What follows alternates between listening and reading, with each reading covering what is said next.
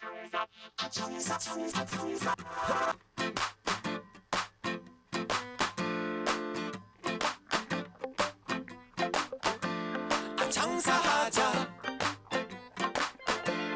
장사하자 장사하자 먹고 살자 오늘도 방실방실 밝은 대한민국의 하늘. 웃음 가득 행복 가득 여기는 야암상가 시장입니다. 저는 보이는 라디오 DJ 우정호입니다. 아무것도 보이지 않는 어두움 속에서 지푸라기라도 잡고 싶습니다. 알라 하나님 부처님.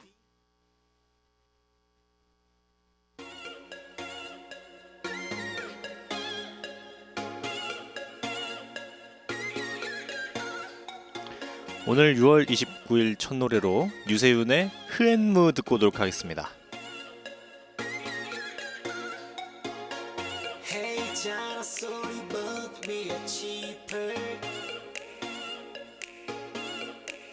네, 오늘 6월 29일 첫 노래로 유세윤의 흐앤무 듣고 왔습니다. 네, 노래가 약간 좀 웃긴 노래네. 네.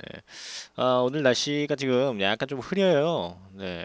이제 뭐 이렇게 좀 이쯤 돼가지고 뭐 장마가 온 것 같아요. 네. 조만간 이제 계속해서 비가 올 것 같은데 뭐 이렇게 좀 장마 준비를 좀 하셔야 될 것 같아요. 그러니까 장마 오는 그 시기 되면은 뭔가 딱 집이 되게 약간 축축하고 습하잖아요. 네. 그래가지고 뭐 습기 제거를 위한 물 먹는 하마 뭐 이런 것들 있죠. 네, 이런 것들라든지 아니면 무슨 뭐 하여튼 여러 가지 뭐 습기를 좀 없앨 수 있는 그런 것들을 좀 준비해야 되는 게 아닌가 싶어요.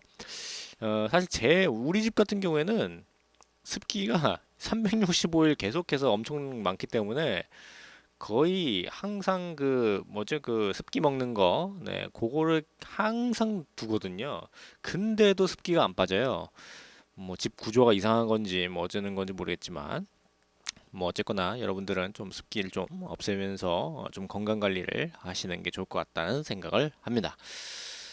오늘 보이는 라디오에서는 1부 문화의 날 그리고 2부에서는 이제 디지우시 역사 이야기가 이제 2부에서는 소리를 찾아서 한국인이 사랑하는 영화 베스트 100을 또 준비했는데 2부 소리를 찾아서에서 영화 음악을 또 알려드리잖아요. 근데 오늘 이제 소개해드릴 영화 음악 중에서 제가 가장 좋아하는 노래가 있어서 이거 좀 얘기가 길어질 것 같다라는 그런 생각을 하면서 오늘 보이는 라디오 1부 문화의 날을 시작하기에 앞서서 노래 한 곡 더 듣고 오도록 하겠습니다.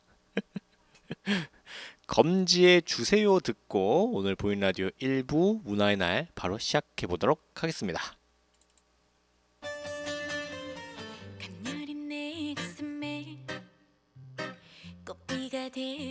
네, 노래 듣고 왔습니다. 검지의 주세요 듣고 왔습니다. 그럼 오늘 보이는 라디오 1부 문화의 날 바로 시작해 보도록 하겠습니다. 오늘 문화의 날에서 다룰 이제 이야기는 사실 집에는 여러분들 집에 다 여러 개가 있는 뭔가 패션을 좀 좋게 만드는, 네, 여러분들의 패션을 좀 도와주는 옷걸이에 대한 이야기를 할까 합니다. 네. 사실 이 옷걸이가 그냥 사실 요즘에는 그냥 있어가지고 그냥 쓰잖아요. 뭐 이렇게 세탁소에서 이제 옷을 맡겼다가 뭐 가져온다든지 아니면 뭐 굳이 뭐 옷걸이 사러 갔다든지 뭐 이래가지고 사실 집에 옷걸이가 굉장히 많잖아요. 저희 집 같은 경우에도 이제 옷걸이가 굉장히 많은데 뭐 이게 옷을 건다고 거는데도 이제 옷걸이가 좀 남아 돌아요. 네. 뭐 어쨌거나 오늘 문화인화에서는 옷걸이에 대한 이야기를 좀 살짝 하려고 합니다. 이 옷걸이가 미국에만 200건 이상의 특허가 등록되어 있었는데 이 옷걸이가 지금과 같은 약간 어깨형 옷걸이라고 하는, 네, 지금과 같은 형태의 옷걸이는 좀 많은 모습을 좀 변화하면서 왔습니다. 1840년 영국의 빅토리아 여왕이 나무 옷걸이 세트를 선물 받기 이전부터 옷을 거는 다양한 방법이 존재했었어요.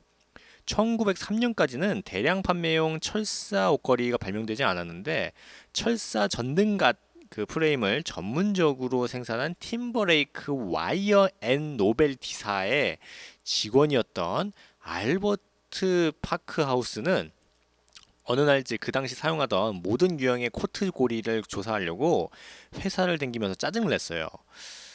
그래서 이제 한 피스에 그 철사를 꽉 쥐어서 두 개의 큰 타원형 테두리로 구부린 뒤에 양 끝을 가운데로 해가지고 그 철사를 고리 모양으로 이제 꼬아버렸거든요. 19세기에 흔히 그랬던 것처럼 팀버레이크사는 1904년 1월 철사 옷걸이로 특허를 취득해가지고 돈을 엄청나게 많이 벌었어요. 그런데 이제 뭐 지금도 그런지 모르겠는데 이 당시에는 그 이제 한 사람이 발명을 해가지고 이게 특허를 내도 그 사람이 돈을 받는 게 아니라 그 사람이 속해 있는 회사가 돈을 받아요. 네. 뭐 그래가지고 약간 뭐 이 옷걸이를 만든 파크하우스라는 양반은 조금 좀 억울한 면이 있죠.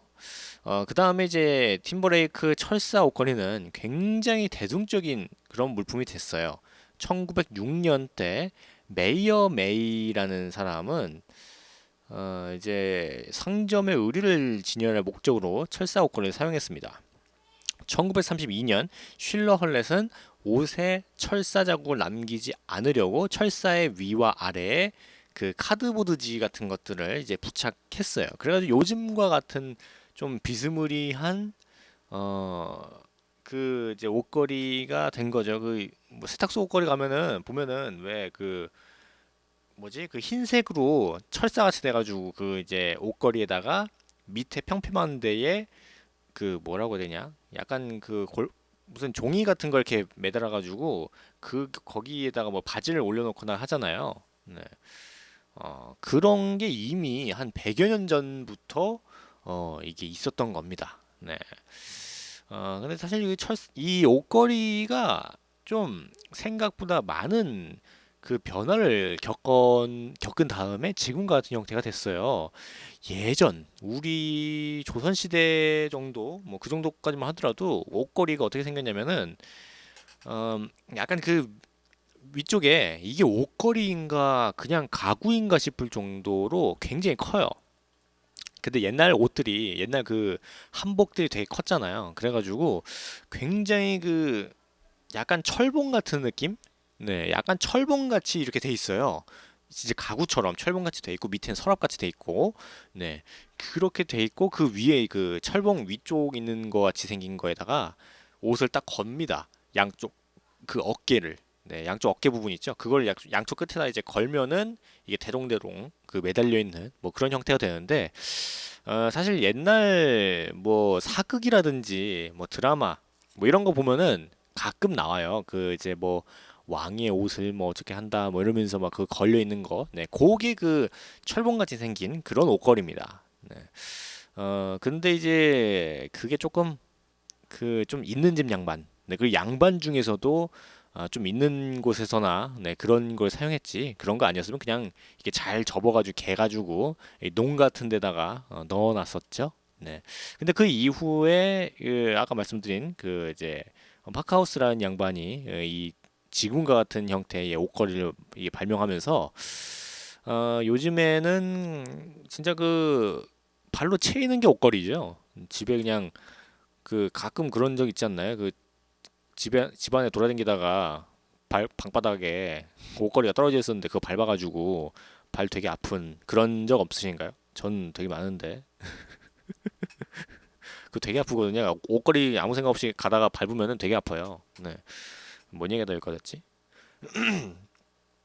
네, 어쨌거나 1935년 그 엘머 로저스는 기존 옷걸이의 하단 양옆을 이제 연결해가지고 우리에게 친숙한 현대식 옷걸이를 개발했습니다. 오늘날에는 이제 옷걸이가 그 이제 나무 형태인 옷걸이도 있고 그 세탁소 옷걸이 같이 생긴 거 있죠. 그 약간 그냥 철사를 이렇게 얇고 긴 거 이렇게 딱 한 것처럼 이렇게 목이 이렇게 꼬아져 있는 거, 네, 그런 형태도 있고 아니면 이제 플라스틱이라든지 뭐 그런 것들, 네, 하여튼 여러 가지 이제 재질 형태로 옷걸이들이 많이 나옵니다. 네, 그리고 그 바지만 이렇게 집게 같은 걸로 이게 찝을 수 있는 그런 옷걸이도 있고, 네, 요즘에는 좀 다양한 좀 실용적인 옷걸이도 많이 나오고 있어요. 네, 그 바지랑 그 위에 그 윗돌이랑 같이 걸 수 있는 그런 옷걸이도 있다고 하더라고요. 근데 제가 그거 봤는데 별로 그렇게 별로 실용적인 것 같진 않던데 그거는. 네, 어쨌거나 요즘에 좀 다양한 옷걸이가 나오고 있는 형편입니다. 그럼 이쯤에서 노래 듣고 오도록 하겠습니다. 홍진영의 월량대표 아적심. 이거 중국 노래 아닌가? 우리말이야 이거? 우리나라 말로 이렇게 개사를 해가지고 부르는 건가 보네요. 네, 어쨌거나 홍진영의 월량대표 아적심, 그리고 호란의 참치마요, 오소연의 관계자외 출입금지까지 이 세 노래 듣고 계속해서 옷걸이에 대한 이야기를 하도록 하겠습니다.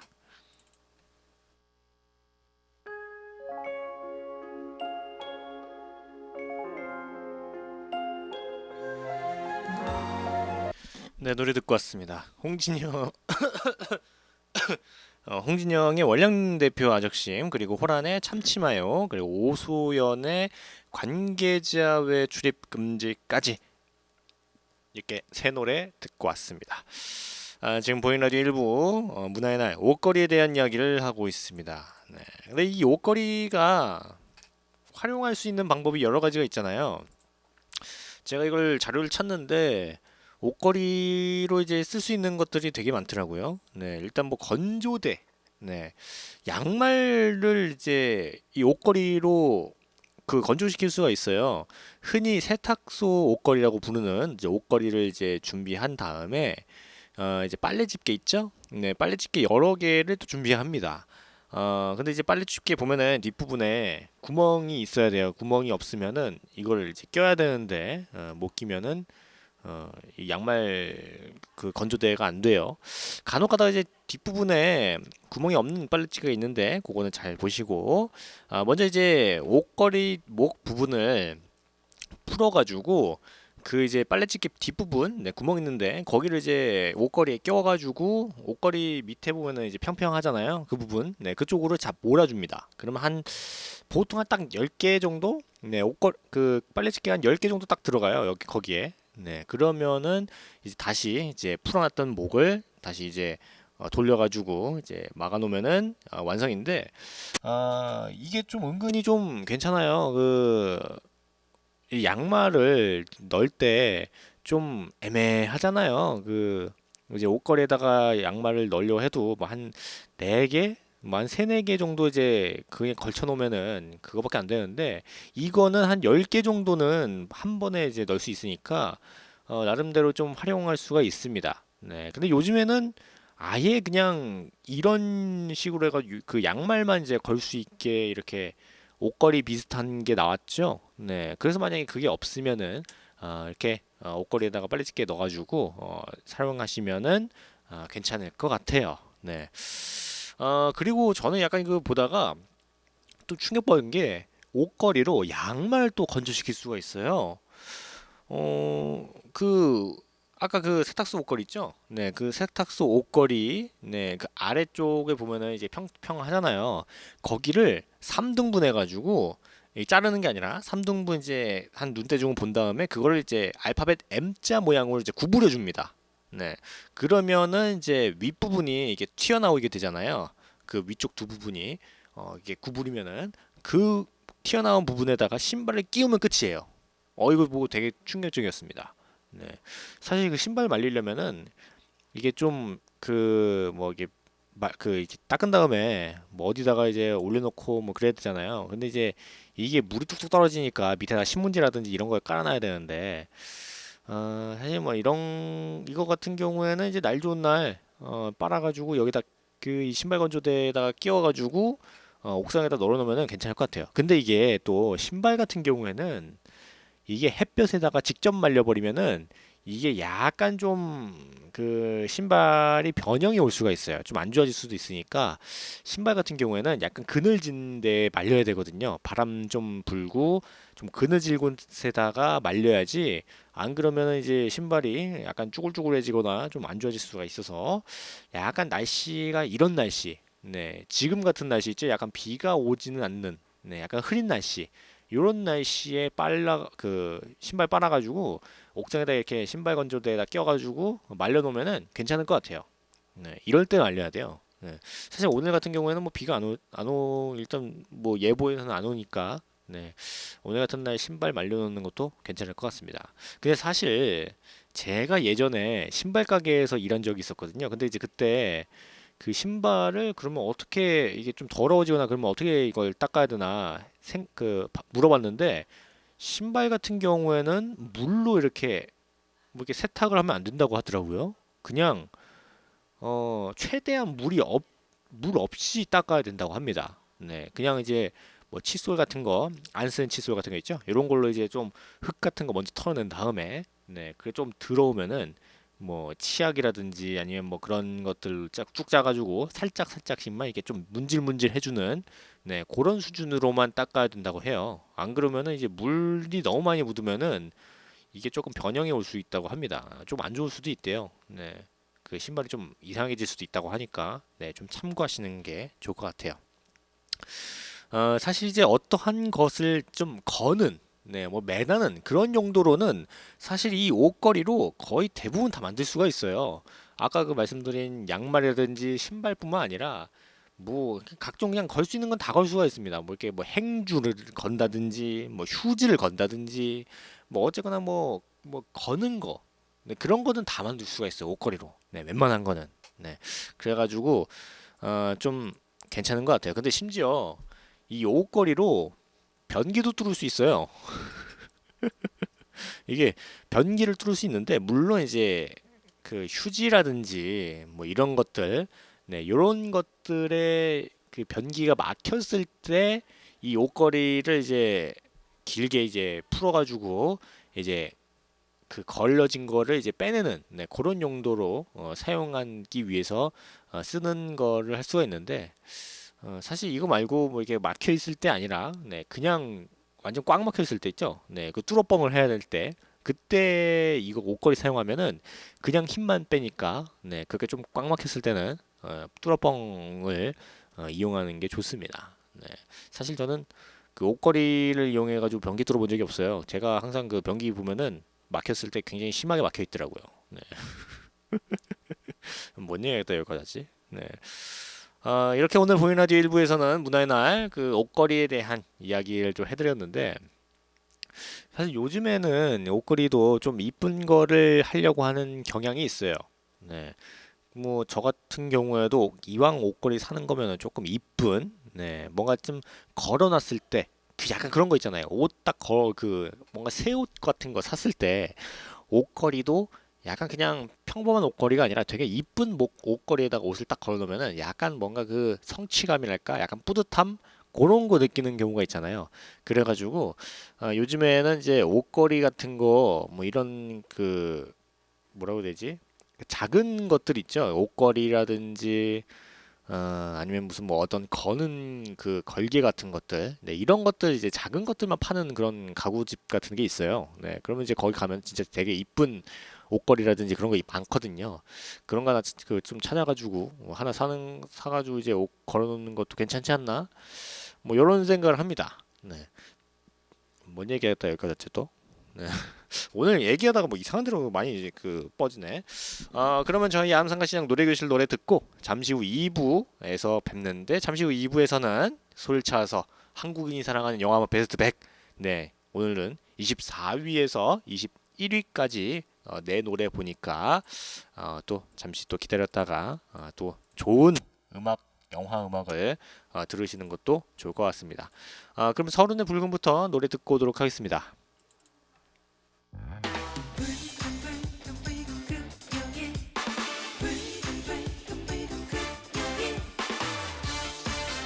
저희 야암상가 시장 노래교실 노래를 듣고 왔습니다. 서른의 불금, 그리고 윤수연의 꽃길, 진심문의 보약 같은 친구, 경의 불꽃사랑, 최인규의 태화로 아라리오, 김두일의 탓인생, 유진아의 미운산의, 이준희의 우리끼리까지 이렇게 저희 야암상가 시장 노래교실 노래를 듣고 왔습니다. 근데 약간 제가 그 오늘 아침에 자고 일어났더니 엄지 있는 쪽에 피멍이 들어 있어요. 아니 어제 잘 때만 하더라도 그냥 잘 잤는데 아침에 일어나 보니까 엄지 쪽에 피멍이 들어 있어가지고 계속 신경 쓰입니다. 이게 왜 이렇게 나 있지? 네. 이게 자면서 뭐 이렇게 때렸나? 왜 이런지 모르겠네요. 네. 어쨌거나 이번 2부 시간은 소리를 찾아서 한국인이 사랑하는 영화만 베스트 100 시간인데 시간이 금방 갔네. 네. 오늘도 또 우리나라 사람들이 좋아하시는 영화 음악을 또 선별을 해가지고 가져왔습니다. 오늘은 24위에서 21위까지 4개의 영화 음악 노래를 이제 소개해드리는데 사실 오늘 이 노래들 중에 제가 가장 좋아하는 영화와 가장 좋아하는 그 노래가 있어요. 그래가지고 그거 얘기할 때 조금 그 말이 길어질 것 같다라는 생각이 들어가지고 조금 조심스럽게 합니다. 네, 어쨌거나 한번 보도록 하겠습니다. 한국인 사랑하는 영화 앞에서 100. 네, 첫 번째 24위는 영화 건축학개론의 OST 기억의 습작입니다. 네, 이제 뭐 그 노래 있죠. 2012년 이용주 감독의 엄태웅, 한가인, 이재훈, 수지 주연의 어떤 그 첫사랑, 네, 아련한 그 첫사랑에 대한 그런 향수를 불러일으키는 영화 건축학개론입니다. 고급스러운 멜로디와 중간에 나오는 트럼펫 솔로가 인상적인 그런 이제 노래인데 여담이지만 이 트럼펫 솔로는 이제 원래 조금 더 길었다고 해요. 이게 이 기억의 습작 들어보시면은 아시겠지만 약간 그 트럼펫 소리가 원래 좀 엄청 길었어요. 이게 한 2분 정도? 네, 굉장히 길었습니다. 근데 이제 이거를 그 당시에 소속사 선배였던 이제 윤종신의 제안으로 그 해당 부분을 그냥 잘라버렸어요. 네, 그래가지고 이제 지금은 이제 들어보면은 그 트럼펫 솔로가 조금 짧죠. 네. 어쨌거나 이제 이 기억의 습작이 워낙 유명한 명곡이다 보니까 박정현, 성시경, 존박 같은 굉장히 많은 가수들이 이제 다시 부른 곡이기도 합니다. 네, 이거 뭐 이렇게 무슨 노래 경연하는 그런 프로그램들 있죠. 네, 그런 프로그램들에도 심심찮게 이 기억의 습작이 나와요. 네, 물론 이제 다른 가수가 이제 부르는 네, 그런 건데 어쨌거나 이게 명곡이다 보니까 사실 그 명곡은 그 어떤 그 가수라면은 약간 좀 그 탐내는 그런 게 있어요. 어떤 도전 의식 같은 거. 네, 그런 게 있어가지고 이 기억의 습작을 많이 이제 다른 분들이 많이 좀 불렀습니다. 네. 근데 이게 그 김동률의 보컬 자체가 워낙 좀 독특한 편이고 그래가지고 이제 김동률의 그 약간 동굴 목소리, 으른 그 목소리, 그 목소리를 좀 따라 하다 보면은 사실 오히려 역효과가 나요. 네, 뭐야 재수없어, 약간 이런 느낌이 나기 때문에 그냥 자기대로 자기식대로 이제 부르는 게 낫습니다. 그래가지고 이제 이거 따라 부르는 게 아니라 이걸 이 기억의 습작을 다시 부른 가수들, 뭐 박정현이라든지 뭐 성시경, 손박 같은 그런 가수들도 이걸 좀 따라 부르려는 게 아니라 자기 식대로 자기 방식대로 해석해가지고 이제 불러서 이제 호평을 많이 받았습니다. 이용주 감독 같은 경우에는 그 불신지옥이라는 호러 영화, 이제 무서운 영화 있죠? 네, 그런 영화로 이제 데뷔한 감독인데 원래 이 건축학개론이 데뷔작이었어요. 근데 이 데뷔작으로 이제 기획했던 영화인데 이게 돈을 좀 못 받아가지고 이게 투자를 좀 못 받아가지고 이게 결국에는 이제 불신지옥을 먼저 찍었는데 그 시네타운 19 1화에서 그 건축학개론을 다뤘었어요. 영화판에 발을 걸치고 있는 이재익 PD의 말로는 그 건축학개론 시나리오가 2000년대 초반부터 그 영화판에서 돌던 시나리오였다고 합니다. 네. 근데 이게 계속해서 이제 투자가 좀 안 되고 뭐 그러니까 영화가 계속 못 만들어지다가 드디어 이제 2012년에 이게 결국에는 만들어진 거예요. 네. 근데 이게 나왔을 때 굉장히 좀 그 어떤 신드롬 같은 게 있었죠. 그 어떤 첫사랑 뭐 그런 것들도 있고 뭐 이재훈 그리고 이제 수지 네. 그리고 납득이 네, 조정석 네, 같은 그런 좀 미친 존재감을 보여줘가지고 좀 많이 돈을 많이 벌었을 거예요 이 노래. 네. 뭐 어쨌거나 근데 이 참고로 이 건축학개론에 나오는 영화에서 정릉이 나오잖아요. 근데 이 정릉이 그 선정릉의 이제 중종묘와는 이제 상관없는 태조 이성계의 갭이 그 신덕왕후 강씨의 묘예요. 네, 그래가지고 조금 그 혼돈하는 분들이 있습니다. 이 그 이제 서울 가면 그선 뭐야 선정릉이라는 데가 또 따로 있는데, 네, 혹시 거기가 아니냐, 뭐 이렇게 거긴데 뭐 잘못한 게 아니냐, 뭐 이런 식으로 이제 뭐 이렇게 영화를 좀 비판하는 그런 게 있었는데 사실은 맞는 거예요. 네, 정확하게 한 겁니다. 영화의 그 승민의 재수생 친구 납득이 조정석 씨죠. 그 납득이로 등장하는 이 조정석의 열연이 압권이라서 이 영화의 장르가 사실 멜로잖아요. 근데 멜로인데 약간 코미디로 바꿀 정도로 엄청난 그 존재감을 선사했습니다.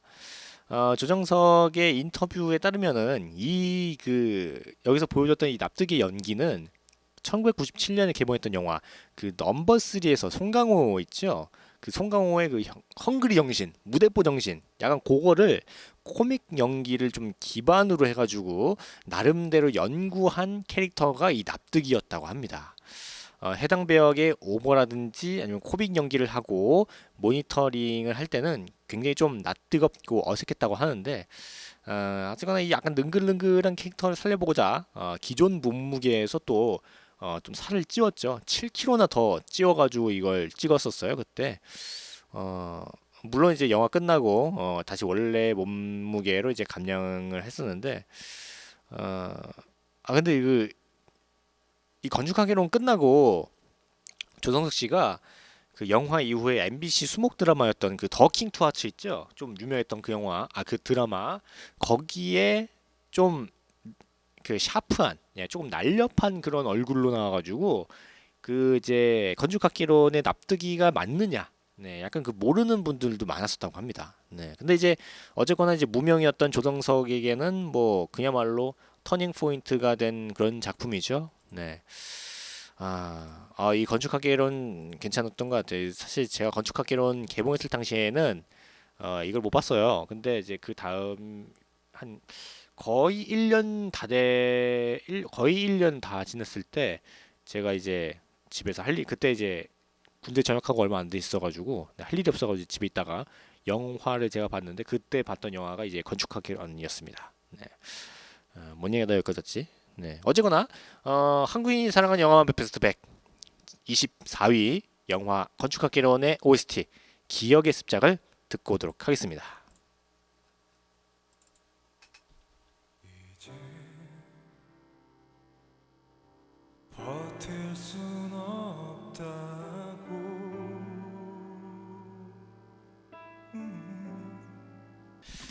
네, 노래 듣고 왔습니다. 한국인이 사랑하는 영화 베스트 100 제 24위의 영화 건축학개론의 OST 김동률의 기억의 습작 듣고 왔습니다. 노래가 진짜 괜찮아요. 네, 노래 그 약간 그 김동률의 목소리가 다, 네, 네, 그렇습니다. 네. 그 다음은 23위 영화 그 여자 작사 그 남자 작곡의 OST Way Back Into Love입니다. 이게 이제 2007년에 개봉한 지금 한 9년 됐죠? 네, 9년 전 개봉한 이제 미국의 로맨틱 코미디 영화예요. 어, 마크 로렌스 감독의 이제 휴 그랜트, 헤일리 베넷이 주연한 영화인데 실제로 이제 80년대에 팝을 들으면서 성장한 사람이라면 이 영화가 시작되고 바로 알아차릴 수가 있습니다. 영화에 나오는 그룹 팝이 웜, 그리고 휴 그랜트가 그 연기한 캐릭터 알렉스라는 게 영국의 시어송라이터 앤드루 릴즐리라는 거를 이 80년대 팝을 좀 들으시면 좀 많이 들으셨던 분들은 이제 알 수 있는 그런 대목이에요. 네, 사실 저는 그 이제 하여튼 그 이제 외국 노래 들어가는 그 외국 노래를 거의 안 듣거든요. 이게 저는 노래 들을 때 그게 뭔 말인지 알아들어야 돼가지고 이제 영어로 돼 있는 노래는 거의 안 듣는데, 그래서 전 몰랐어요. 이거 예전에 고등학교 때 이거 봤을 때 제가 고등학교 때 나왔던 영화거든요. 이게 그래가지고 이걸 나왔을 때 이게 무슨 뭐 이게 앤드류 리즐리라는 사람을 뭐 얘기하는데 그게 누군지 몰랐어요. 근데 이 영화가 끝나고 이제 얼마 안 있다가 제가 이걸 한번 찾아봤습니다. 뭐 팝, 아니 웜, 그리고 이제 앤드류 릴리즈, 뭐 리즐리, 뭐 이런 사람들을 좀 찾아봤는데 어우 엄청난 양반이더만. 네, 약간 뭐라고 해야 되지? 약간 우리나라로 치면은 약간 이승철 같은 느낌이랄까요? 약간 부활 그런 느낌이랄까? 네, 하여튼 뭐 그런 양반을 약간 모티브로 한 영화였던 것 같습니다. 이 로맨틱 코미디의 정석이라고 할 수 있는 이제 만나고 약간 티격태격하고 이제 서로 그 주인공이 끌리다가 어떤 오해가 생기고 이제 헤어지고 다시 만나고 이제 화해하고 뭐 이렇게 해피엔딩으로 끝나는 뭐 그런 공식을 그대로 따라간 어떻게 보면은 좀 뻔한 영화예요. 근데 이 뻔한 공식을 효과적으로 살려내고 극대화시킨 스토리 진행과 로맨틱 코미디 장르에 또 일가견이 있는 이제 휴 그랜트와 느루 베리모어의 편안하면서도 호소력 있는 연기 등으로 평론가들뿐만 아니라 이제 관객들에게 호평을 받았어요. 네, 괜찮은 영화였다. 다만 이제 말씀드렸다시피 이야기 구조가 기존 로맨틱 코미디의 공식을 그대로 이제 답습한 만큼 스토리 진행이 좀 뻔한 데다가 주연 배우들의 연기 역시 기존 로맨틱 코미디 영화 캐릭터들의 이미지를 좀 반복해가지고 약간 좀 신선한 부분은 별로 안 보였어요. 네. 물론 이제 연기를 잘 하긴 했는데 뭔가 그 전 캐릭터들과 조금 겹치는 감이 있다는 그런 비평도 은근히 좀 받은 감이 있습니다. 근데 사실 그 영화 자체에 그 영화 전체 이게 그 노래 아니 그 영화 제목만 보더라도 그 여자 작사 그 남자 작곡이라는 거잖아요. 그러니까 영화에 음악이 되게 많이 나와요. 그 영화 전체를 흐르는 이제 OST들이 그 많은 팬들의 사랑을 받았어요. 그리고 재치 있는 대사와 함께 영화를 풍성하게 만드는데 큰 도움을 줬습니다. 사실 그 이제 대배우라고 할 수 있는 휴 그랜트가 이제 극중 과거 잘 나가던 시절인 이제 팝 시절의 노래부터 현 시점에서 나오는 노래들 그리고 이제 메인 테마 노래 네. Way Back Into Love까지 이제 버릴 곡이 거의 없는 네, 진짜 그 뭐 노래 쪽으로나 뭐 그런 거는 잘 만든 영화예요. 영화에서 가장 큰 특징을 꼽자면은 이제 80년대 팝 그룹의 문화와 정서를 그럴듯하게 표현했다는 것, 그리고 이제 가수의 춤과 외모, 그리고 직설적이면서 이제 천박한 그 약간 그런 가사들로 이제 대중들을 현혹시키려고 하는 현 시대 일부 이제 가수들의 모습을 약간 좀 풍자하는 그런 것들. 네, 여러 가지들이 좀 재밌게 엮여져 있어요. 영화 내내 80년대 팝 문화를 찬양하고 그리워하는 분위기가 강하고 마지막을 장식하는 노래 역시 80년대 팝의 분위기가 물씬 풍기는 약간 발라드 같은 것들로 이제 마무리되는 반면에 남녀 두 주인공이 서로 갈등을 일으키는 시발점은 둘이서 이게 좀 애써서 써놓은 그 굉장히 아름다운 그런 시적인 가사들, 네, 이런 것들을 조금 이상하게 좀 그 이상한 가사들로 이제 편곡해가지고 부르려고 하는 이제 현 시대의 이제 팝스타의 그 잘못된 행동들 같은 것들, 하여튼 이런 이제 특징과 풍자를 이제 영화 내에 그 이제 이거 영화를 관람하는 사람들이 불편하지 않게끔 네, 약간 그 풍자도 이게 잘못 풍자를 하면은 약간 좀 불편한 감이 드는 그런 게 있거든요. 근데 이 그 여자 작사 그 남자 작곡 이 영화에서의 그 풍자 같은 경우에는 좀 괜찮게 잘 좀 연출을 한 감이 있어서 진짜 괜찮은 영화인 것 같아요. 네. 사실 이 영화가 그 제가 이 영화를 봤을 때 그 이 노래 웨이백 인투 러브를 굉장히 좋아해요. 요즘도 가끔 듣는 그런 그런 노래인데 제가 그 듣는 몇 안 되는 외국 노래이기도 합니다. 네. 제가 그 외국 노래는 잘 안 듣거든요. 왜냐면은 무슨 말을 하는지 알아들어야 돼가지고 제가 뭔 말을 하는지 못 알아들으면은 노래 약간 듣기가 싫어져요. 네, 물론 이제 멜로디가 괜찮으면 상관없는데 어쨌거나 그러면 23위 그 여자 작사 그 남자 작곡의 OST Way Back Into Love 듣고 오도록 하겠습니다.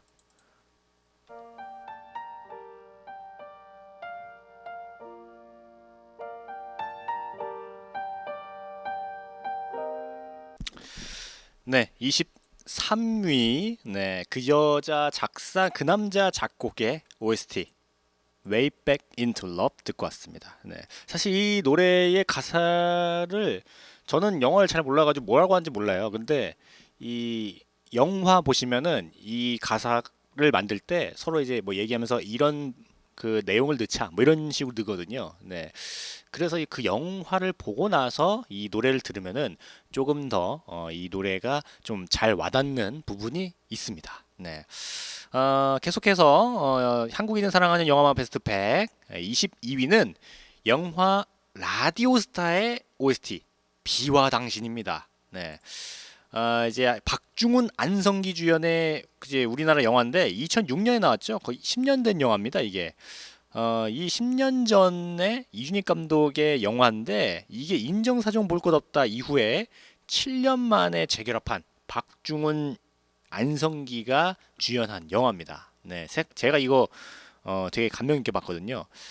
이 내용이 이제 한물간 쌍팔년도 가수왕 이제 최곤 박중훈이죠. 네, 박중훈과 이제 그의 친형 같은 매니저 안성기의 우정을 그린 작품인데 이준익 감독의 이 바로 전작이었던 이제 왕의 남자로 인해서 많은 사람들이 관람하긴 했지만 그 어떤 흥행 면에서는 대박까지는 아니었던. 네. 근데 이제 제작비가 원래 이 어, 라디오스타 같은 경우는 좀 적었던 편이라서 제작비 대비하면은 수익률은 나쁘지 않았던 괜찮았던 그런 영화입니다. 중간에 갑자기 대형 기획사와의 계약 이야기가 튀어나와가지고 이제 스토리가 통째로 날려 그 뭔가 나간 듯한 그런 느낌을 빼면은 굉장히 좀 잘 만든 수작이라는 평가를 받아요. 네, 그 내용이라든지 그런 게. 그런데 이제 이 관객 몰이 면에서 조금 대박을 치지 못했던 네, 그건 좀 안타까운 영화입니다.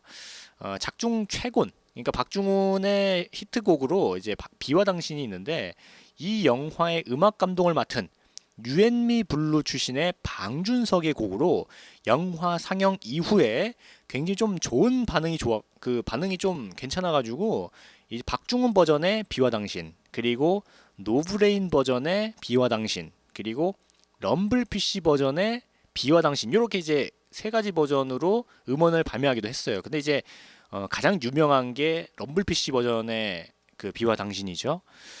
각자 독특한 그런 맛이 있는 그런 노래들인데 삽입곡이 시대상을 반영하고 있고 영화 박현실의 대중들에게 큰 인기를 끌었다는 점에서 복면다로를 연상시키기도 하는 그런 영화입니다.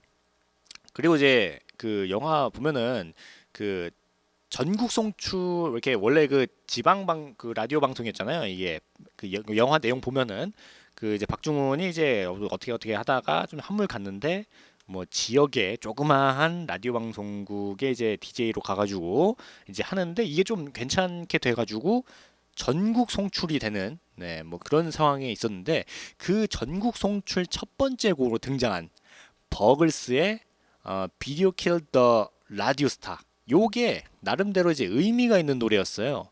그 이제 88년도 이제 가수왕이었지만 비디오형 가수들의 이제 등장으로 인해 가지고 이제 좀 잊혀진 스타였던 최곤이 다시 라디오로 이제 부활했음을 이제 전국에 생생히 알려지는 방황이었는데 이 이제 버글스의 그 비디오 킬 더 라디오 스타 노래가 뭐 그 아실 거예요. 그 무슨 나나나나 뭐 그 노래인데 요거는 제가 언제 한번 그 다음에 제가 틀어드리도록 하겠습니다. 이 노래는 아마 다 한 번쯤은 다 들어봤을 그런 노래예요. 네, 뭐 어쨌거나 뭐 오늘 이 라디오스타에서 나오는 영화는 이제 비와 당신이니까 다음에 제가 한번 틀어드리도록 하겠습니다.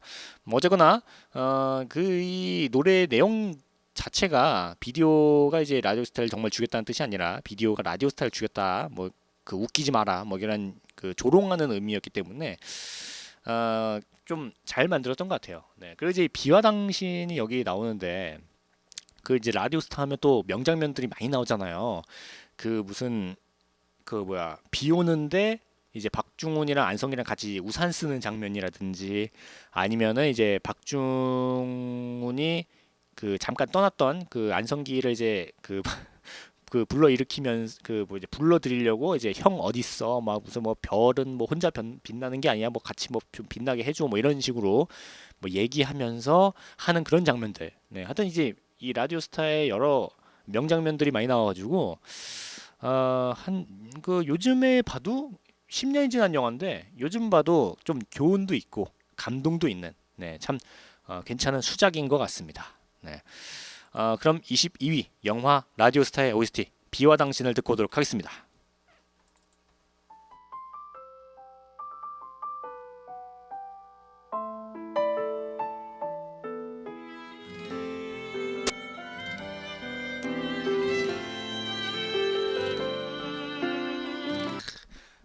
노래 괜찮다. 네. 영화 그 22위였던 영화 라디오스타의 OST 비와 당신입니다. 네. 계속해서 그 한국인이 사랑하는 영화만 베스트 100 계속해서 이야기하면 오늘 마지막 그 소개해드릴 노래로 제가 가장 좋아하는 영화이면서 가장 좋아하는 노래. 네. 21위밖에 안 되는. 네.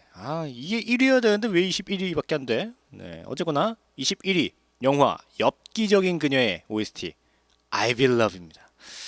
2001년에 개봉한 이제 로맨틱 코미디 영화의 레전드라고 할 수 있는 네, 곽지연 감독과 차태현, 전지현을 스타로 만든 영화 엽기적인 그녀인데 당시 그 엽기 뭐 이런 열풍이 있었죠. 네, 그때에 딱 떠올라가지고 한 건데 이게 15년 된 영화죠. 네, 이제 99년 8월부터 당시 대학생이었던 견우74라는 이제 아이디를 쓰던 그 네티즌이 그 PC통신 PC통신이라니 PC통신 나우누리 유머란에서 이게 그 엽기적인 그녀라는 거를 이제 연재하면서 엄청난 호평을 받았던 네, 그 동명의 소설을 바탕으로 이제 영화화 시킨 게 이 엽기적인 그녀입니다.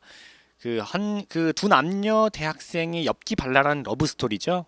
정확하게는 이제 견우74 이분의 약간 실화를 바탕으로 각색한 내용이라고 해요. 이제 물론 전부는 아니고 뭐 처음 만나는 장면이라든지 뭐 타임캡슐을 묻는다든지 하여튼 이런 여러 가지 장면들이 실제 이제 실화를 바탕으로 했던 거라고 합니다.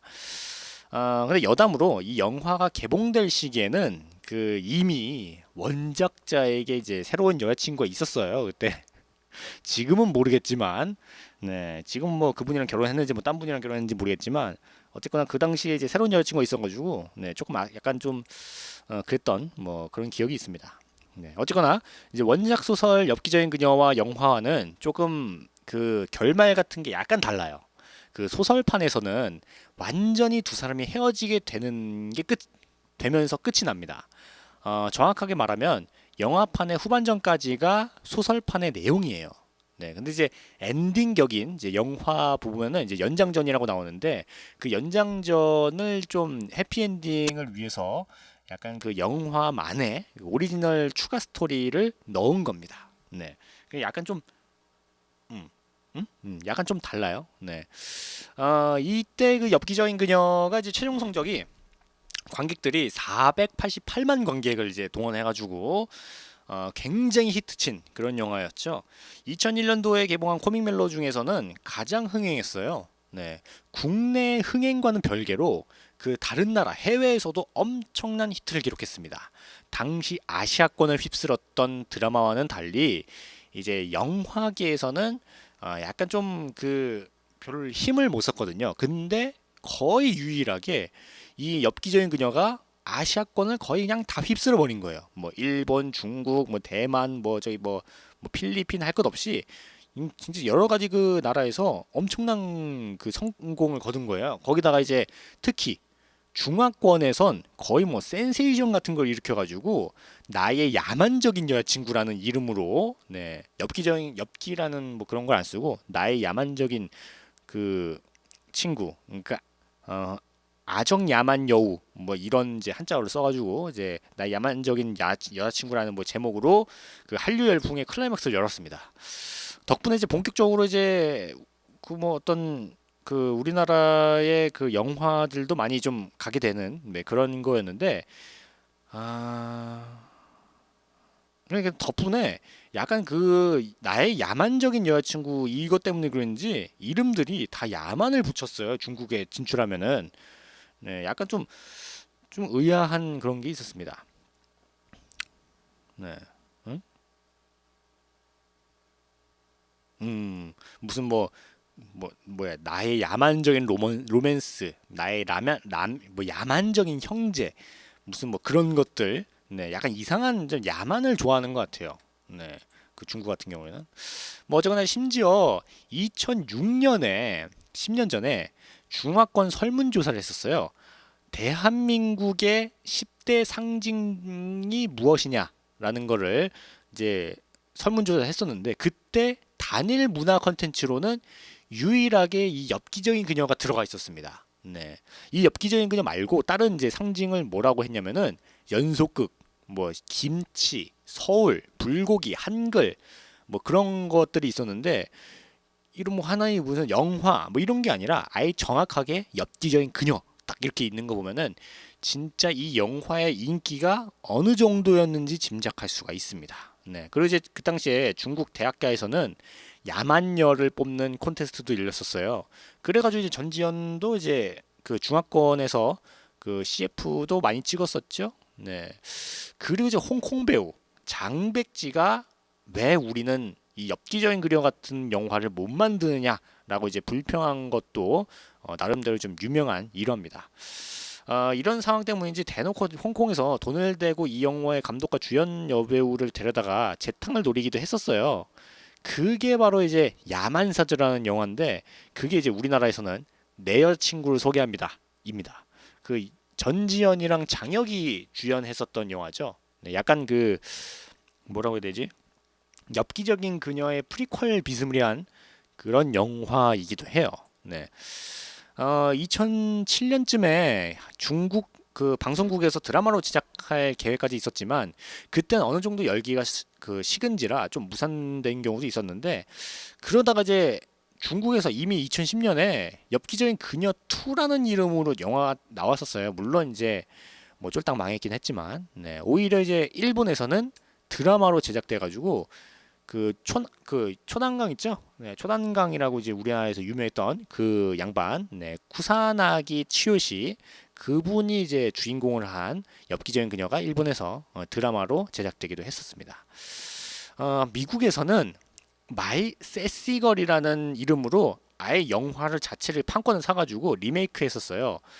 그런데 이제 뭐 평은 뭐 그렇게 별로 좋지는 않았습니다. 이제 아무래도 이제 이게 그 동양적인 그런 감성이 좀 들어가 있어야 되는데 이 미국에서 개봉했던 마이스 시걸은 뭐 동양적인 감성은 별로 없었기 때문에 서양적인 감정을 조금 넣어 억지로 좀 껴넣어가지고 별로 제가 봤을 때도 별로 아니었습니다. 근데 이게 웃긴 게 인도에서 2008년에 그대로 그냥 그 엽기적인 그녀의 대부분은 그냥 베껴가지고 어글리 앤 파글리라는 제목으로 약간 해적판 같이 이게 그 불법으로 만들었었어요. 근데 이게 정식 리메이크판인 마이세시걸보다 더 재밌다는 평가라 가지고 그 뭔가 그 원작 느낌이 나면서 재미도 있다. 약간 이런 하면서 약간 해외 뭐 영화 사이트라든지 뭐 그런 데에서는 그 이 어글리 앤 파글리를 은근히 좀 미는 경우가 있습니다.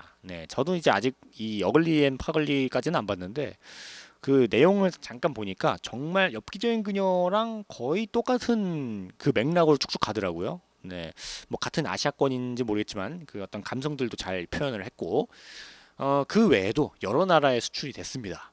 몽골이라든지 뭐 캄보디아 뭐 이런 데서 살짝 조금 망했지만 뭐 어쨌거나 이거 외에 뭐 다른 나라 심지어 뭐 미국 뭐 리투아니아 뭐 독일 영국 뭐 이런데 하여튼 전 세계의 이 엽기적인 그녀가 많이 좀 사랑을 받았어요. 근데 놀라운 게 그 이제 늦게나마 DVD라든지 뭐 케이블 TV 같은 걸로 이 영화를 접한 많은 외국인들이 정말 이 엽기적인 그녀가 정말 좋다. 내용이 괜찮다. 뭐 이런 식으로 이제 이야기를 좀 많이 해요. 그래가지고 엽기적인 그녀가 진짜로 정말 수작다운 수작이 아닌가 싶습니다. 네. 그 황순원의 소설 소나기를 조금 그 기본 모티브로 삼고 그 하기 때문에 약간 그 소나기랑 비슷한 면도 많이 나와요. 내용 중에 이제 그 교복을 입고 청소년 출입 그 제한 구역이었던 나이트클럽에 가는 장면도 그렇고 뭐 많이 좀 그렇습니다. 네. 아 근데 그 영화 내용 중에 그 교복 입고 그 나이트 가는 장면 그게 조금 화제가 돼가지고 지금까지도 나이트클럽 중에 무슨 교복 입고 뭐 이렇게 하는 뭐 그런 게 있다고 하던데. 네. 사실 저는 클럽이랑 나이트클럽 안 가봐가지고 모르겠는데 제 친구는 뭐 그런 데가 있다고 하더라고요. 네. 뭐 어쨌거나 차태현이 이 영화에 출연을 결정했을 때 매니저라든지 뭐 소속사의 반대가 엄청나게 심했다고 해요. 이유는 당시 이제 곽지연 감독이 딱히 히트작도 없었고 1993년 이후로 거의 8년 가까이 휴식기를 가지고 있어가지고 그냥 그 검증되지 않은 한물간 감독이었던 데다가 그 처음 그 소속사 사람들이랑 이 곽 감독을 만났을 때 거의 뭐 노숙자 가까운 느낌이었거든요. 그래가지고 이제 별로 그 탐탁치 않게 했다가 결국에 이제 차태현이 나 이거 하겠다. 네, 결국에 이제 뭐 밀어붙여가지고 뭐 했는데 뭐 결과적으로는 흥행 배우 그 반열에 오르게 됐죠. 차태현은. 네, 근데 이때 차태현이 이 영화 출연료를 러닝 개런티로 계약을 하지 않아가지고 흥행하고 나가지고 이제 피눈물을 흘렸습니다. 네, 만약에 이제 러닝 개런티가 뭐냐면은 영화가 잘 되면은 그 잘 된 거에 몇 퍼센트 해가지고 돈을 받는 거거든요. 근데 만약에 진짜 러닝 개런티 했으면은 지금 차태현은 진짜 돈방석에 앉았을 텐데, 야, 진짜 안타깝네요. 네, 진짜 땅을 치고 후회했을 것 같다. 네. 그리고 이제 영화 보면은, 이거 되게 길어지는데, 이거 제가 가장 좋아하는 영화라가지고 이게 약간 길어지는데, 이 엽기적인 그녀 후반부에 보면은 언덕나무에서 그 전지현이랑 만나는 할아버지가 있잖아요. 그 할아버지가 그 타임머신을 타고 미래에서 온 견우라고 곽지연 감독이 직접 공식 인정했습니다. 그리고 이제 일부 뭐 눈썰미 좋은 관객들은 UFO가 날아가는 것과 이제 견우와 재회한 그녀의 마지막 대사였던 이제 나 미래인을 만난 것 같아. 약간 이런 대사를 통해서 그 할아버지가 이제 미래에서 온 견우라는 걸 추측할 수가 있긴 한데 사실 이 곽재영 감독 같은 경우에는 이 할아버지의 정체를 굳이 알리지 말고 좀 신비주의 같은 걸로 남기길 원했어요. 그랬는데 이제 뭐 결국에는 이제 미래에서 온 견우다라고 공식 인정을 했습니다. 네. 근데 사실 저는 이거 몰랐습니다. 제가 엽기적인 그녀를 진짜 수십 번을 봤거든요. 근데 이걸 조사하면서 처음 알았어요. 그 이제 그 나무에서 만났던 그 할아버지가 그 영화에서 딱 한 번 출연한 게 아니라 그 맨 처음에 견우 그 차태현이랑 전지현이랑 처음 만나는 그 지하철 씬 있죠. 그 지하철 씬에서 자세히 보면 이 할아버지가 앉아 있습니다. 야, 나 이거 보고 진짜 그 약간 소름 돋았었어요. 네, 그래가지고 조만간 이 엽기적인 그냥 다시 한번 보려고 생각 중입니다. 진짜 약간 소름 돋았어요. 이거 보고 나서 이 자료를 찾으면서 극 중에 실제 설정에서도 이제 할아버지가 된 미래의 견우가 그녀와의 첫 만남을 가진 순간을 다시 보고 싶어가지고 타임머신을 타고 이제 날아온 거라고 이제 하는데 많은 인기를 끈 영화답게 특히 이제 유명한 장면들이 곳곳에서 패러디되고 있어요. 그 이제 그녀와 그 전지현이랑 헤어질 때 그 이제 다른 남자가 이제 전지현이랑 이제 약간 소개팅 같은 거 하는데 그 차태현이 나타나가지고 이제 그 맞선 남인가 소개팅하는 사람한테 뭐 그 뭐 그녀는 뭘 좋아하고요, 그녀는 뭘 안 좋아하고 뭐 그녀는 뭐 할 때 뭐 어떻게 하고 뭐 그런 걸 알려주는 그게 있잖아요. 그 배경음악으로 이제 신승훈의 I Believe이 막 쫙 깔리면서 그 장면이 아직까지도 각종 뭐 드라마라든지 아니면 뭐 코미디 프로 뭐 이런 예능 프로그램에서도 많이 좀 패러디되는 장면이기도 합니다. 네, 명장면이죠, 이거. 네. 그리고 이제 그녀와 그 견우가 각각 다른 산봉우리 올라가가지고 막 견우야 미안해 나도 어쩔 수 없는 여자인가 봐막 이러면서 막 그런 외치는 그런 장면도 있는데 그것도 이제 종종 이제 여러 매체에서 패러디 되는 게 있습니다. 네. 이게 진짜 길어지는데. 네. 잘 알려진 이 엽기적인 그녀의 OST I Believe가 원래는 이제 신승훈이 작곡하다가 막혀가지고 중도에 포기했던 노래였다고 해요. 근데 곽지용 감독에게 받은 시나리오를 신승훈이 보고 이거는 그 장면이라든지 그런 게 곡에 좀 잘 스며들게 어울리는 가사를 좀 써야겠다. 그래가지고 필사적으로 곡을 완성했다고 합니다. 네, 덕분에 이제 I Believe 이제 신승훈의 대표적인 노래 중에 하나가 됐죠. 네, 그리고 이제 원래는 이 I Believe이 원래는 성시경이 부를 노래였다고 합니다. 네.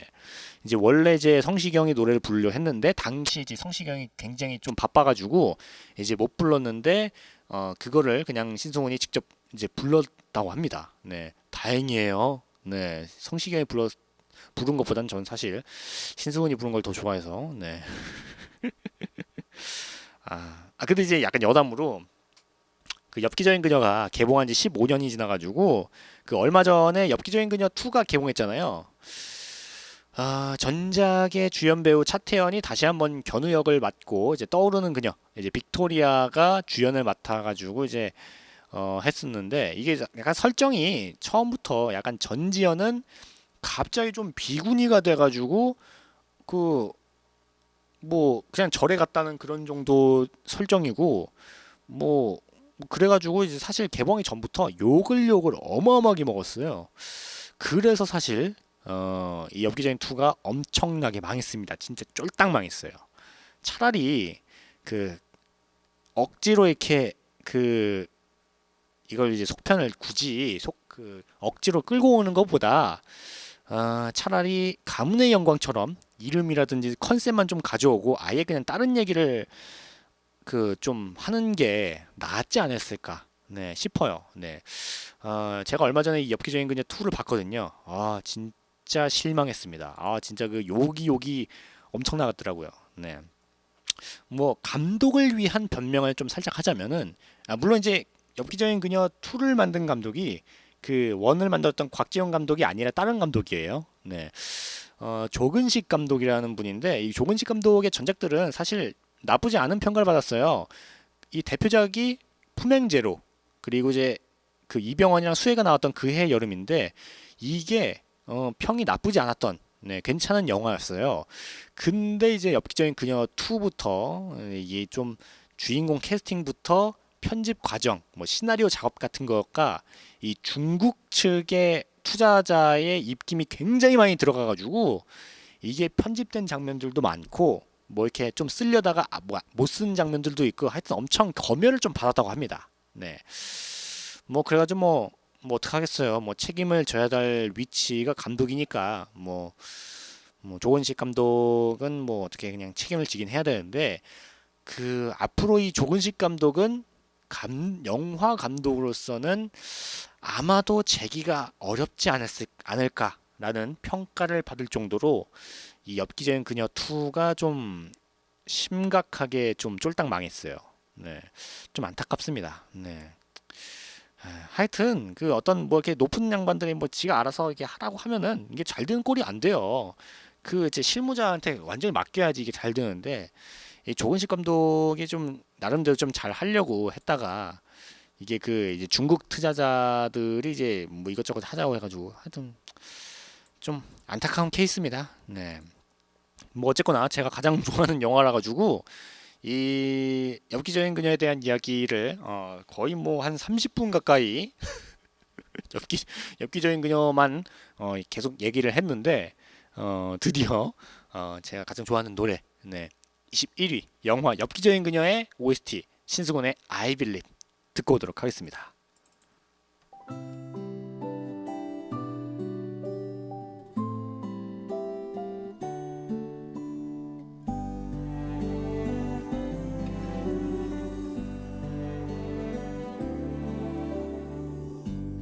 I believe 그댄 곁에 없지만 야 진짜 네 21위 엽기적인 그녀의 OST 신승훈의 I Believe 듣고 왔습니다. 이 노래만 들으면 약간 그 소름이 돋으면서 막 여러 가지 생각이 듭니다. 네. 괜찮은 것 같아요. 네. 뭐 이렇게 해서 오늘 2부 소리를 찾아서 한국인 사랑하는 영화만 베스트 100을 이제 다 했는데 제가 그 엽기적인 그녀에서 이야기를 너무 많이 해서 그런지 시간이 금방 가버렸어요. 너무 많이 좀 잡아먹어가지고 너무 네, 엽기적인 그녀에 대한 이야기만 편중해서 이야기한 게 아닌가 싶기도 합니다. 네, 어쨌거나 뭐 제가 가장 좋아하는 노래였으니까요. 뭐 네, 네. 저희 보이는 라디오에서 듣고 싶은 노래, 뭐 신청곡, 사연 있으시면은 언제든지 저한테 주시면은 제가 좀 읽어드리고 또 그 노래도 틀어드리도록 하겠습니다. 오늘 보이는 라디오 1부에서는 문화의 날 옷걸이에 대한 이야기를 했고 2부에서는 소리를 찾아서 한국인 사랑하는 영화만 베스트 100 네, 24위 영화 건축학개론의 기억의 습작에서 21위 영화 엽기적인 그녀의 OST 네, I Believe 네, 이 노래까지 또 알아봤는데 오늘도 저희 보이는 라디오 어떻게 들으셨는지 모르겠어요. 네, 또 잘 들으셨을 거라고 믿고 오늘 또 저는 이제 또 슬슬 물러나야 될 것 같습니다. 지금 햇빛이 다시 찌는 건가요? 지금 여기서는 잘 안 보이는데 약간 어두웠거든요. 근데 약간 좀 밝아진 것 같아서 햇빛이 찌는 건지 뭐 어쩐 건지 지금 잘 안 보이네요. 네. 이거 보여야지 이거 뭐 하지. 그럼 오늘 마지막 끝곡으로 네. 양희은의 꽃병 들으면서 저는 오늘 또 물러나도록 하겠습니다. 오늘도 즐거운 하루, 행복한 하루 되시고요. 네, 오늘도 좀 웃으면서 긍정적인 생각으로 좀 미소 지으면서 재밌게 오늘도 즐겁게 보내셨으면 좋겠습니다. 전 내일 다시 찾아뵙고 저는 야암상가시장 보이는 라디오 DJ 우정호였습니다. 감사합니다. 생각나나요 아주 오래전 그대 내게 줬던 꽃병 흐드러지게 핀 검붉은 장미를 가득 꽂은 꽃병 우리 맘이 꽃으로